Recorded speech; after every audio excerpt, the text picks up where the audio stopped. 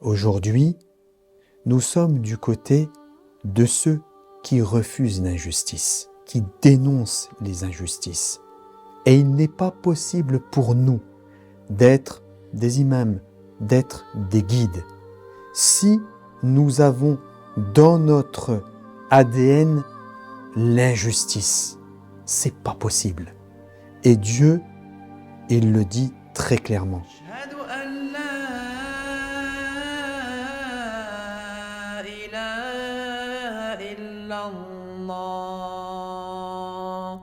أعوذ بالله من الشيطان الرجيم بسم الله الرحمن الرحيم الحمد لله رب العالمين اللهم صل على محمد وآل محمد السلام عليكم ورحمة الله وبركاته. Je cherche refuge en Dieu contre Satan le lapidé et au nom de Dieu Ar-Rahman, le clément, la louange à Dieu Seigneur des mondes, la prière sur le messager de Dieu et sa sainte famille, Ahl al-Bayt, les Asbat, les gens de la demeure prophétique, et sur l'ensemble des prophètes, les bénédictions, ainsi que sur les envoyés, les messagers et leurs héritiers respectifs, et que la paix soit sur vous tous, mes chers frères et sœurs, et le plaisir de vous retrouver pour partager avec vous la parole et la révélation. L'histoire de nos prophètes et l'histoire du messager et de la succession. Mes frères et sœurs, comme vous le savez, nous sommes toujours habitués à faire un préambule sur un peu l'actualité qui est toujours marquée par des injustices qui sont de plus en plus flagrantes. Alors vous allez me dire, c'est vrai, ça fait des années que les gens vivent des injustices. Et c'est vrai, ça fait des années, des décennies, des centaines d'années que les injustices existent. Mais mes frères et sœurs, je vous interpelle, avons-nous déjà vécu à une époque où l'information circulait tellement vite que les injustices sont devenues, aux yeux de tous, dans l'actualité, c'est-à-dire rapides. Ces injustices qui sont justifiées par ceux par qui elles sont commises. Il y a un verset du Coran que j'aimerais partager avec vous, mes frères et mes sœurs. Et quand ton Seigneur eut éprouvé Abraham ou Ibrahim par certains commandements c'est kalimat, par des paroles, pour qu'on soit plus fidèle au texte, et qu'il les eut accomplis, le Seigneur lui dit, je vais faire de toi, alors ils ont traduit un exemple, mais Dieu dit, je vais faire de toi un imam. Un imam, ça veut dire un guide. Je reviendrai sur ce terme juste après. Donc je vais faire de toi un imam à suivre, si on veut, pour les gens. Et Abraham interpelle Dieu. Il lui dit, et parmi ma descendance? Il demande. Et Dieu lui répond, mon engagement, mais plutôt ma promesse, dit Dieu, ne s'applique pas aux injustes. Alors comme vous savez, Abraham est le père des trois plus grandes religions qui existent sur la terre, même s'il y en a d'autres, des religions, et je ne fais pas abstraction des autres. Parce qu'au contraire, nous appelons et nous avons toujours appelé à la foi et à la religion universelle. L'actualité qui est marquée aujourd'hui par un certain nombre d'injustices, et je ne fais abstraction d'aucune injustice. Elles sont dans mon cœur même si je ne les cite pas. Mais l'injustice la plus flagrante, une des plus terribles, parce qu'on en est les témoins en se sentant impuissant face à cette situation-là, alors que nous voyons clairement que assassiner des femmes et des enfants, c'est grave, c'est très grave. Et cette injustice, bien sûr, c'est celle qui se passe sur la terre de Palestine, et en particulier la bande de Gaza. Et comme nous le disons, et nous encourageons les citoyens de manière générale à ne pas se taire lorsqu'ils voient des injustices et à les dénoncer. C'est notre devoir minimum. Face à cette situation-là, nous voyons qu'il y a une alliance de personnes qui ne recherchent qu'un intérêt et qui ne recherchent que à pouvoir justifier leurs actions. Et ceci, bien sûr, pourquoi je dis cela? Parce que n'oubliez pas une chose qui est très importante. Même si des gens ne revendiquent pas une certaine foi ou l'appartenance à une certaine foi, même des gens qui se disent parfois athées, n'empêche que pour nous, toute la création, quels que soient les hommes, qu'ils soient croyants ou pas, ils reçoivent de Iblis des suggestions. Et ces suggestions, l'homme, soit il les met en pratique, soit il les laisse à l'état de pensée. Mais généralement, il les met en pratique. Et lorsqu'ils les mettent en pratique, bien sûr, ils deviennent blâmables et ils accomplissent quelque chose qui n'est pas de leur ressort. Même s'ils pensent que ceci est de leur ressort, ceci n'est pas de leur ressort parce qu'en définitive, ce ne sont que des suggestions qui sont faites par le malin. Le malin, qui, n'oubliez pas, il a un projet pour l'homme.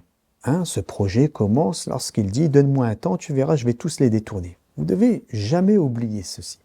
Et donc, dans ce contexte-là, nous sommes en présence de gens qui sont les véhicules de la malhonnêteté, de l'irrespect, de la méchanceté, de la haine et de tout ce qui peut diviser les hommes. C'est une réalité. Il y a des gens qui sont comme ça. Et ils font les choses d'une manière très subtile pour que la foi des croyants et ce que les croyants revendiquent soit brouillé. Et vous allez comprendre pourquoi je dis ça. Parce qu'on va revenir sur ce verset du Coran, où Dieu dit clairement qu'il fait de Abraham un imam. Alors bien sûr, un imam, mes frères et mes sœurs, ça n'est pas, même si on le nomme comme ça dans la linguistique en langue arabe, celui qui dirige une prière, ou on le nomme un imam. Non, un imam, c'est quelque chose qui est supérieur. Pourquoi supérieur? Tout simplement parce que Dieu a fait d'Abraham un prophète. Et quand il fait de lui un prophète, il dit « et je l'ai fait imam ». Ça veut dire que imam est une particularité encore supérieure. Notre prophète aussi était imam, les grands prophètes étaient des imams. Et donc, l'imam devient et la révélation que Dieu fait à ses prophètes.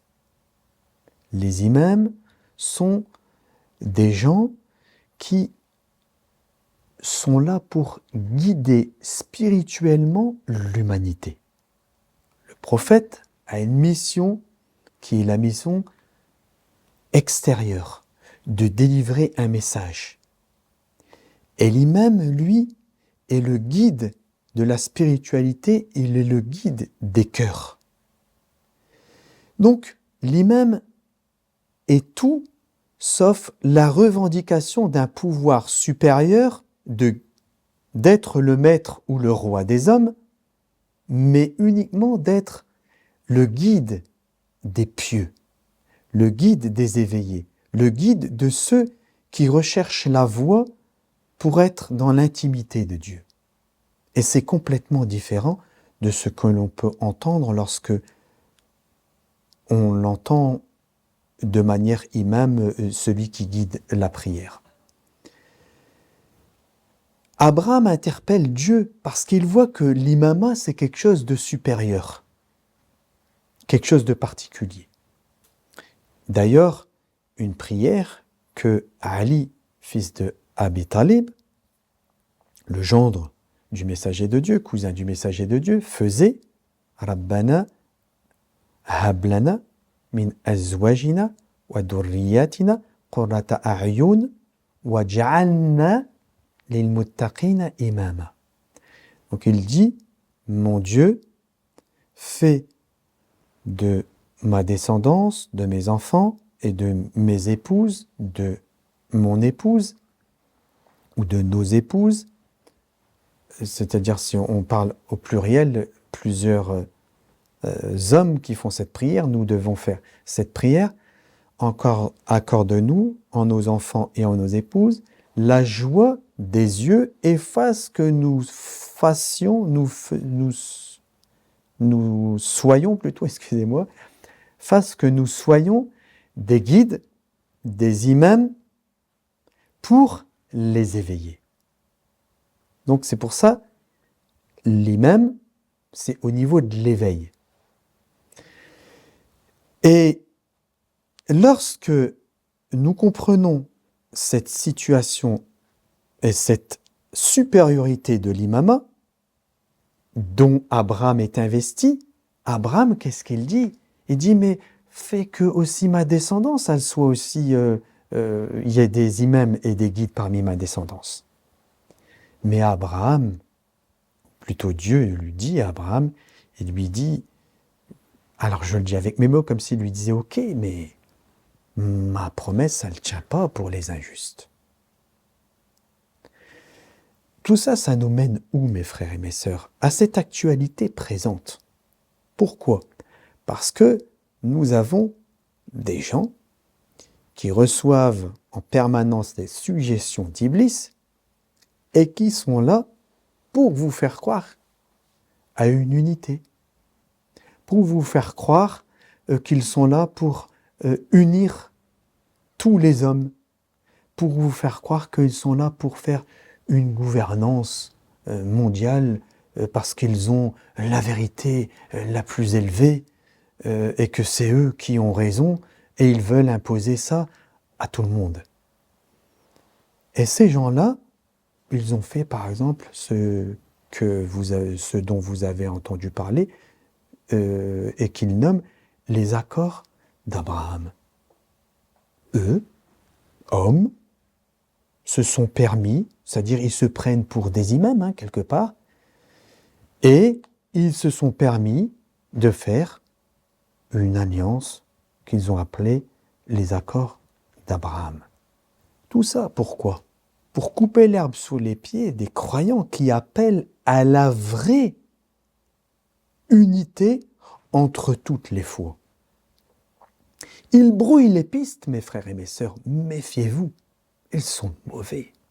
Ils sont mauvais. Le verset du Coran, il est en train de nous dire quoi? Parce que ces gens-là, si vous les analysez, je ne veux pas parler de un tel. Qu'est-ce qu'ils soutiennent, ces gens-là? Regardez ce qu'ils font, regardez leurs actions. Ces gens-là soutiennent l'injustice. Ces gens-là mettent même de l'huile sur le feu. Et là, Dieu nous dit quelque chose. Ma promesse ne tient pas pour les injustes.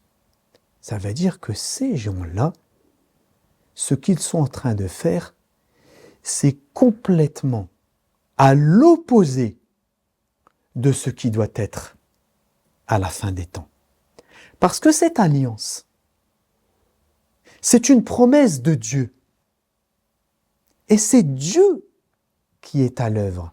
C'est pas nous les hommes. Nous n'avons aucun pouvoir de faire cette alliance, mais de guider les hommes vers l'unité qui se manifestera à la fin des temps, et que ceux qui seront à la tête de cette alliance, bien sûr, nous pourrons en parler plus tard, parce que vous verrez dans le sujet que nous allons développer tout à l'heure, eh bien, il est question de cela. Tout ça pour vous dire une chose très simple, mes frères et mes sœurs. Aujourd'hui, nous sommes du côté de ceux qui refusent l'injustice. Nous sommes du côté qui dénoncent les injustices. Et il n'est pas possible pour nous d'être des imams, d'être des guides, si nous avons dans notre ADN l'injustice. C'est pas possible. Et Dieu, il le dit très clairement. Ça veut dire que aujourd'hui, notre devoir, c'est de reconnaître les gens qui pratiquent l'injustice. Pas les gens qui parlent de la justice, les gens qui pratiquent l'injustice. Parce que c'est ainsi que je conclurai. Lorsque vous voyez un dirigeant, sans donner de nom, mais que vous voyez un dirigeant qui, dans tel cas, va s'insurger parce que il y a dans telle contrée le meurtre d'enfants et de femmes, et qu'il va prendre parti, et que c'est honorable, et que dans une autre partie du monde, il se passe encore pire que ça, et que là, non seulement il ne dit rien, non seulement il est passif, mais en plus, il soutient. Eh bien, cette personne-là, elle a beau faire ce qu'il y a qui paraît la plus belle alliance, c'est un menteur. Ce sont des menteurs, ce sont des hypocrites. Parce que le bien, c'est pour tous, c'est pas pour une partie de l'humanité. Donc, ces gens-là qui font et qui disent avec la parole et qui pratiquent, ils paraissent pratiquer d'un côté, qui ne pratiquent pas de l'autre, mes frères et mes sœurs, ce sont le modèle même des gens qui sont injustes. Et ces injustes-là, Dieu dit, ma promesse, elle ne vaut pas pour eux. Donc, soyez patients, mes frères et mes sœurs. Soyez endurants, soyez courageux. La bonne fin, elle appartient à ceux qui veulent unir tous les peuples, qui veulent unir toutes les foi. Et que celle-ci s'accomplira à la fin des temps, dans laquelle, cette fin des temps, nous sommes plongés avec les deux pieds. Je voulais faire ce rappel sur l'actualité. C'est un devoir pour nous. Et puis à la lumière de ce verset du Coran, j'espère qu'il prendra un peu plus de forme pour vous et qu'il sera plus palpable et qu'il vous donnera les clés qui vous permettent de décoder l'actualité. C'est vrai, c'est pas facile de décoder l'actualité. C'est vrai. Vous entendez des gens, ils ont fait des accords, ils veulent unir toutes les fouets. Mais c'est du baratin, c'est du bluff. Ceux qui veulent vraiment le faire, déjà, de un, ils ont une sincérité. Cette sincérité se manifeste par leurs agissements. Et de deux, ces gens-là n'agissent pas par eux-mêmes. Ils laissent Dieu faire les choses, Dieu agir. Et c'est ça notre devoir, laisser Dieu agir. Walhamdulillahi Rabbil Alamin, wa salatu wa salam ala Muhammad wa ali Muhammad.